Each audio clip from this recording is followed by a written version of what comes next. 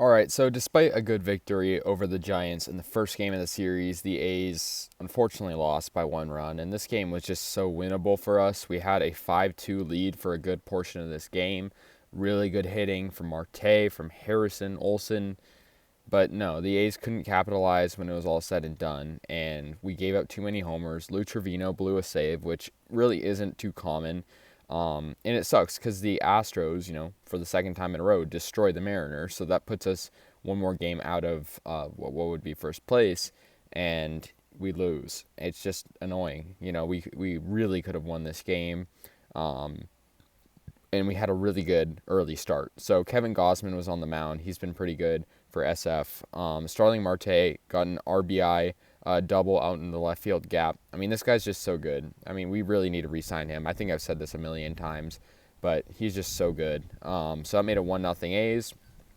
They got a double steal in the first two, led by Starling Marte. I mean, he can really do it all, right? He can steal, he can hit, he can make plays. So that was pretty notable. And with that, Seth Brown got a 2-run single, a blooper into left field. He was recently called back up from the Las Vegas Aviators. In fact, he never actually played there because the whole Stephen Piscotty situation. But yeah, they made it 3-2 Oakland. However, in the top of the second, Sean Manaea gave up a 2-run homer hit by Chris Bryant, obviously a good player for SF. So that made it 3-2. Just like that, the A's lead goes away. And Manaea has really been struggling in August, and it's kind of annoying because that could have been the X factor, him pitching a little bit better. Josh Harrison made a great play at third base. Matt Chapman had an off day. That was in the top of the second inning.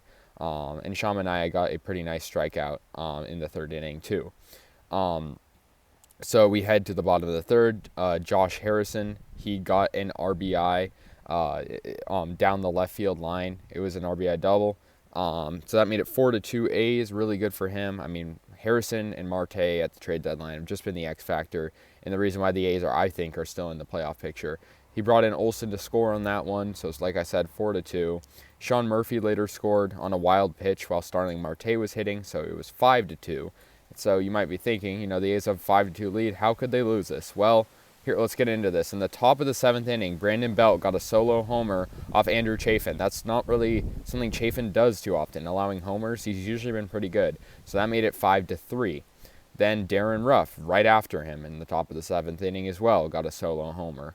So it was 5-4, and I'm nervous at this point. Then Lamont Wade got a 2-run homer, a go-ahead homer off Lou Trevino. He blew the save, and it was 6-5 Giants. So I don't know how we blow this. I mean, if we brought in more runs, insurance runs, we would have won. If we didn't allow 4 homers in this game, we would have won. It's just a lot of different things that could have gone differently. And our bullpen choked. I mean, yesterday our bullpen was great. After Caprillian's decent start, they came in. Romo did good. Today, it was different. Chafin didn't do good, and Trevino didn't do good either.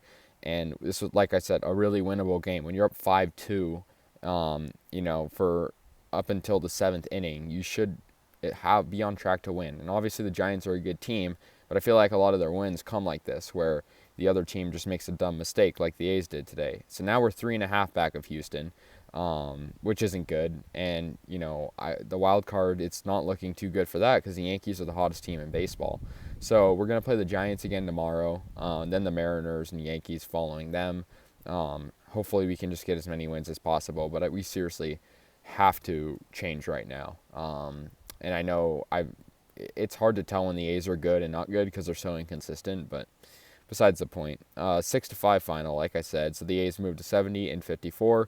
Giants moved to 79-44. So they're like almost 10 games ahead of us, which is crazy to think. But anyways, guys, let me know your thoughts, and I'll see you guys later. Go A's.